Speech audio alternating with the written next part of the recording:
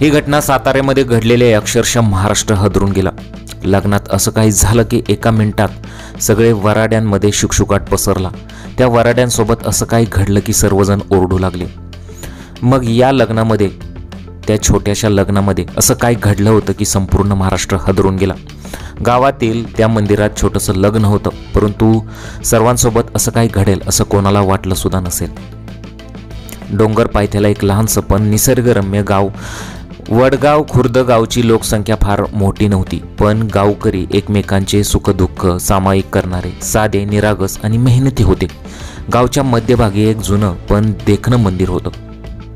आता काळभैरवाचं मंदिर, गावातील कुठलीही मोठी घटना, सण, उत्सव, कीर्तन, लग्न सगळं त्या मंदिराभोवतीच घडत असे।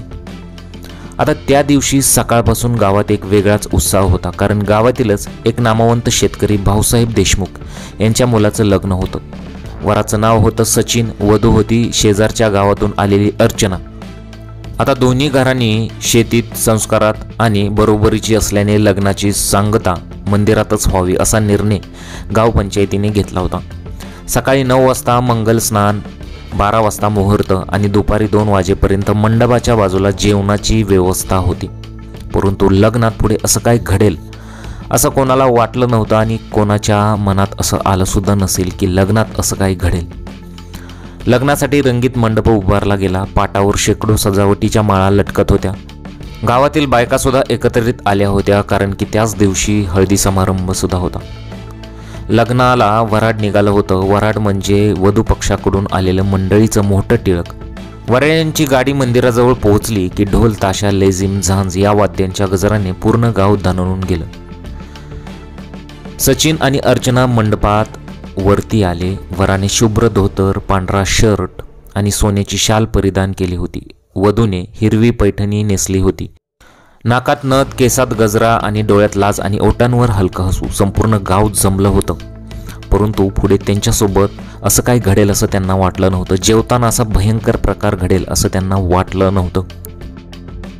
या घटनेनंतर अनेकांना हे हास्यास्पद वाटलं, परंतु जेव्हा तुमच्यावर वेळ येईल तेव्हाच कळेल की ही घटना किती सिरियस होती।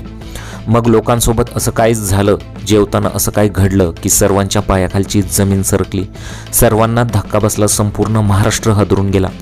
आता सगळं पारंपरिक पद्धतीने आणि रीतिरिवाजाप्रमाणे झालं आणि नवरदेव आणि नवरी आणि नवरदेव जे होते ते लग्न मंडपात आले आणि वरती स्टेजवर सुद्धा आले। मग वातावरण इतकं मंगलमय झालं होतं की देवच स्वतः येऊन मंडपात उभा राहिलेला आहे की काय असं झालं होतं। शेवटी मंगलाष्टका संपल्या। वर वधूने गाठ बांधून 7 फेरे घेतले आणि लग्न पार पडलं। परंतु लग्न पार पडल्यानंतर ते संकट काय अजून टळलं नव्हतं। हे अनेक लोकांना माहीत नव्हतं की पुढे जे संकट आलेलं आहे ते आपल्यावरतीच येणार आहे आणि तेही जेवतानाच असं काही घडणार आहे अशी शाश्वती कोणालाच नव्हती। अशा मनात असं जे घडेल ते कोणाच्याच मनात नव्हतं। लग्न आटोपलं आणि आता वेळ होती जेवणाची। मंदिराच्या मागच्या बाजूला भली मोठी पंगत लागली होती। 300 लोकांसाठी जे जेवण होतं ते ठेवलं होतं। भाजी, मसालेदार भाज्या, पापड, लोणचं असे अनेक पदार्थ तिथे होते। अनेक लोक पंक्तीसाठी बसले होते, त्याचबरोबर अनेक लोक उभा राहिले होते, कारण की यांची पंगत संपल्यावर आता आपण लगेच बसायचं असं त्यांचं मत होतं। आणि अनेक लोक उभा सुद्धा होती आणि अनेक लोक जेवणासाठी बसली होती। परंतु पुढे काय असं घडेल असं त्यांना कदाचित वाटलंही नसेल। भव्य मेजवानी होती। गावातील जेवणावळीचे मध्ये नेहमीच गजबज असायची, पण आता तर प्रसंगच खास होता। वराड मंडळी जेवायला बसली। मोठमोठ्या गप्पा सुद्धा रंगल्या होत्या। काही कमी पडू देऊ नका असा आवाज येत होता। चला पुढे घ्या लवकर असा सुद्धा आवाज तिथे येत होता। मुलं पळापळ करत होती, परंतु असं काही घडेल असं त्या वराड्यांना वाटलं सुद्धा नव्हतं। आता या सर्वांवर एक संकट येणार होतं। ते पाहत सगळीकडे आनंद, हास्य, गप्पा आणि ताटातल्या चवीचा उत्साह सुरू होता।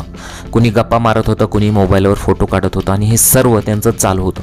पण या आनंदी वातावरणात कुणालाही अंदाज नव्हता की पुढच्या काही क्षणात संपूर्ण पंगत कोलाहलात बदलणार होती। म्हणजे सर्वांचा एकच गोंधळ उडणार होता आणि तिथे शुकशुकाट पसरणार होता। झालं असं होतं की जवळच एक मधमाशाचं भलं मोठं पोळं होतं।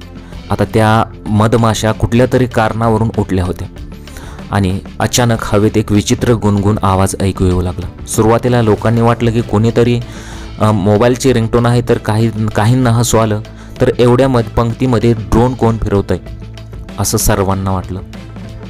पण ते गुणगुण आवाज जो होता तो वाढत गेला. 2-3 मुलं आकाशाकडे बोट दाखवत ओरडली, अरे बघा मधमाशा किती सगळे आहेत असे ओरडले. क्षणात मंदिराच्या मागच्या वडाच्या झाडातून काळ्या ढगासारख्या हजारो मधमाशा सुटून थेट पंक्तीच्या दिशेने धावल्या. 2च मिनिटात संपूर्ण पंगत गोंधळात बदलली आणि अक्षरशः लोक आहे त्या भरल्या ताटावरून उठून पळाले. कोणी डोकं झाकायला शाल ओढली, कोणी भांडी झाकण डोक्यावर धरलं, पण मधमाशांना काही फरक पडला नाही. काही लोकांनी अक्षरशः गटारात उड्या मारल्या, तर काही मुलं जी होती थेट मंदिराच्या मागच्या उसात शेतात पळून शिरली. ऊस उंच असल्याने त्यांनी हात पाय लपवण्याचा प्रयत्न केला, पण माश्या त्यांच्या मागे शिरल्या. मग आतून ओरडण्याचा सुद्धा आवाज येऊ लागला. सचिन आणि वधू अर्चना अजून मंडपातच होते. वराने लगेच आपली शाल डोक्यावर ओढली, वधूने ओटीची साडी डोक्यावर टाकली, पण तरीही काही मधमाशा त्यांच्या अंगावर बसल्या. पंक्तीतलं जेवण पूर्णपणे उद्ध्वस्त झालं. कोणी म्हणालं, अरे आग लावा, धूर झालं की मधमाशा पळतील. मग कुणीतरी धुपाट्या आग लावली, पण वाऱ्यामुळे धूर वरांवरच गेला. माशा मात्र अजून चिडल्या. मंदिराकडे सर्वत्र आरडाओरडा सुरू होता. काही बायकांनी आपल्या लहान मुलांना वाचवण्याचा खूप प्रयत्न केला, पण तिथेही माशांनी पाठलाग केला होता. फक्त काही मिनिटात लग्नाचा मंडप रिकामा झाला. जेवणारे, वाढणारे, गप्पा मारणारे सगळेच कुणी कुठल्याही मार्गाने पळ सुटला. अशा प्रकारे भयंकर ही घटना तिथे घडली होती. गावभर हाहाकार माजला होता. मंदिराभोवती काळ्या ढगासारख्या मधमाशा फिरत होत्या. कोणी ओरडत होतं, कोणी डंक झाल्यामुळे रडत होतं, तर कोणी पळून जाऊन उसाच्या पिकात तोंड घशी पडलेलं होतं. अनेक लहान मुलंसुद्धा, तेथील मुलं पळणारी होती ती सुद्धा उसाच्या शेतामध्ये जाऊन लपली होती. हा संपूर्ण प्रकार झाल्यानंतर गावातील डॉक्टरकडे अनेक लोक गेली होती. डंक झालेल्यांना पाहायला त्यांनी सुरुवात केली. कुणाच्या डोक्यावर, कुणाच्या गालावर, कुणाच्या पायावर डंक झाले होते. अरे शांत बसा, खाजवू नका, नाही तर सूज वाढेल, ते सतत सांगत होते. अशा प्रकारे ही संपूर्ण घटना घडलेली आहे. अनेकांना ही घटना मजेदार वाटली असली तरी ही घटना खूप सिरियस आहे, कारण की मधमाशांमुळे अनेक लोकांचे जीव गेलेले आहेत. अशा घटना या अगोदरसुद्धा घडलेल्या आहेत. मधमाशा ज्या आहेत, सेंट, अत्तर, परफ्यूम यामुळे जे आहे ते उठू शकतात, किंवा जवळच धूर केला तर त्या उठू शकतात, आणि जर स्वयंपाक करत असाल तर त्या स्वयंपाकाच्या वासाने सुद्धा जवळच्या मधमाशा उठू शकतात, आणि अशा प्रकारे कृत्य घडू शकतं. मग या लग्नात सुद्धा असंच काहीसं घडलं असावं असा अंदाज व्यक्त केला जातो. एका मिनिटात लग्नात शुकशुकाट पसरला. अगदी लग्नात जेवताना असंख्य लोक जी वराडी मंडळी होती ती ओरडू लागली, आणि त्यानंतर हा संपूर्ण प्रकार जो होता तो अशा प्रकारे घडला होता. या प्रकरणाबद्दल काय वाटतं तुम्हाला? तुमच्या प्रतिक्रिया मला कमेंट बॉक्समध्ये जरूर कळवा. गुन्हेगारी वासना या चॅनलवर तुम्ही पहिल्यांदा आला असाल तर चॅनलला जरूर सबस्क्राईब करून घ्या. तोपर्यंत काळजी घ्या. भेटूया पुढील व्हिडिओमध्ये. नमस्कार.